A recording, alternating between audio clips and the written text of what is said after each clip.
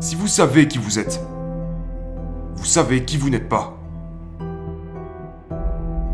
Si vous ne savez pas qui vous êtes, n'importe qui pourra vous attribuer une identité et vous vous transformerez en ce que ce n'importe qui voudra que vous soyez. C'est ce qui se passe pour la plupart des gens. Ils se laissent influencer par les gens de leur entourage et finissent par devenir ces gens.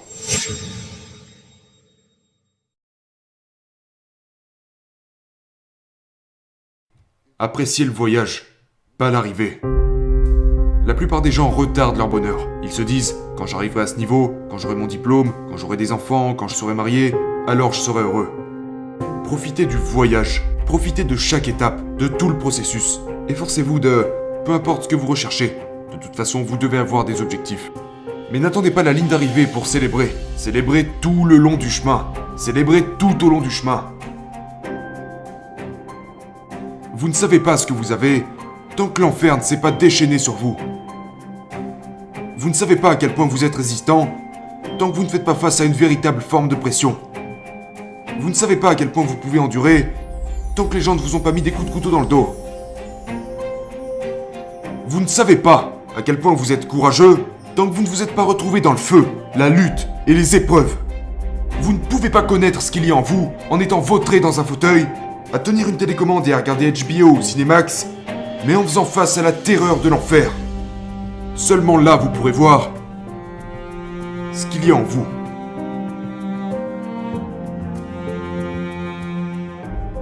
Très souvent, nous avons tous un minimum de talent dans un domaine. Mais ça ne veut pas dire que vous devez forcément y aller et faire cette chose. Vous devez comprendre que la vocation est à l'origine de l'alchimie qui existe au sein de la vie. Vous n'avez peut-être pas beaucoup de talent pour une chose, mais laissez-moi vous donner un exemple parce que je suis en train de m'embrouiller là. Laissez-moi vous donner un exemple.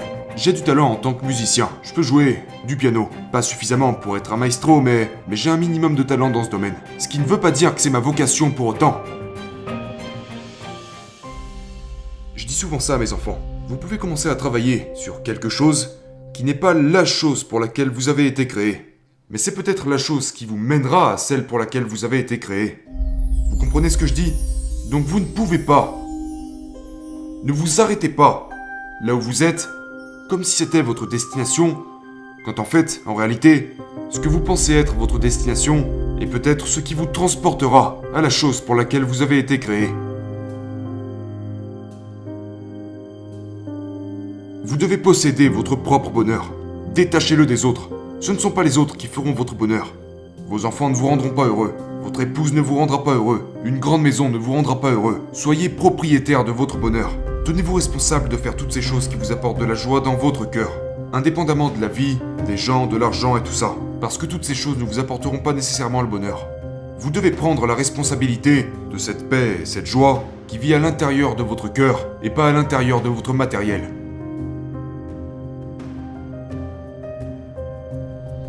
Le problème de notre génération, c'est l'addiction au divertissement, à la télévision, aux réseaux sociaux et toutes ces choses différentes.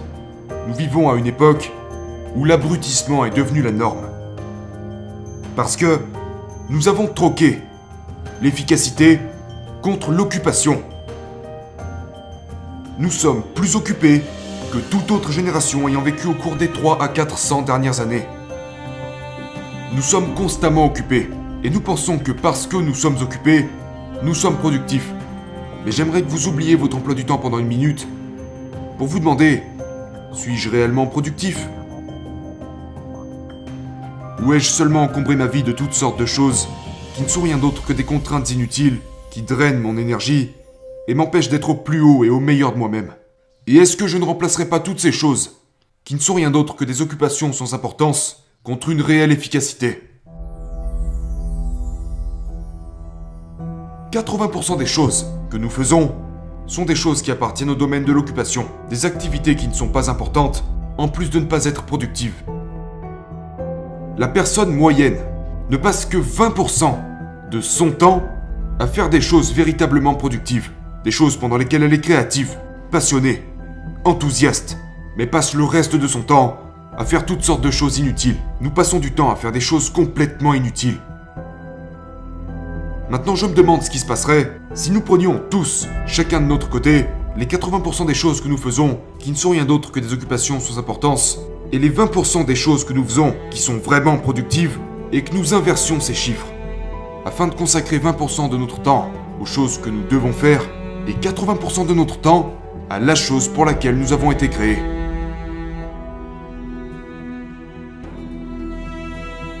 Je me demande ce qui arriverait à votre vie. Maintenant, pensez à ça une minute. Il y a beaucoup de choses que vous pourriez me prendre que je pourrais remplacer. Vous pourriez me prendre mon costume, j'en trouverai un autre. Vous pourriez me prendre ma voiture, j'en trouverai une autre. Vous pourriez me prendre ma maison, je trouverai une autre maison.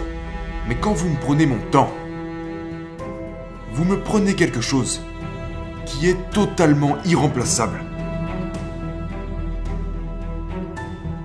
Nous prenons toutes sortes de cours de gestion financière. Nous savons comment gérer notre argent. Nous savons comment gérer nos relations, notre corps. Nous savons faire toutes sortes de choses sauf la plus importante, celle de valoriser notre temps. Vous avez besoin de 3 choses. Une vision, des objectifs et un pourquoi. Voilà ce que vous êtes. Vous êtes défini par votre vision, vos objectifs et votre pourquoi. C'est votre plan. C'est vos croyances. C'est ce en quoi vous croyez.